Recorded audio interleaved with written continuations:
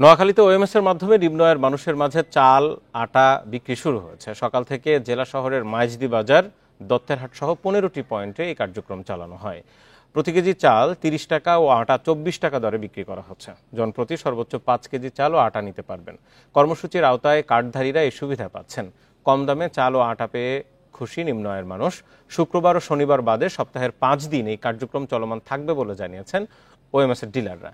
এর আগে বন্যা দুর্গত এলাকায় 3 মাস বিশেষ ওএমএস কার্যক্রমের ঘোষণা দেন খাদ্যমন্ত্রী।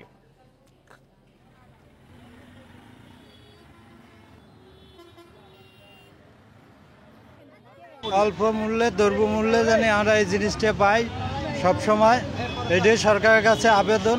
বন্যার কারণে সরকারের নির্দেশ অনুযায়ী আমরা বিভিন্ন পয়েন্টে যে চাল অর্ডার দিতেছি।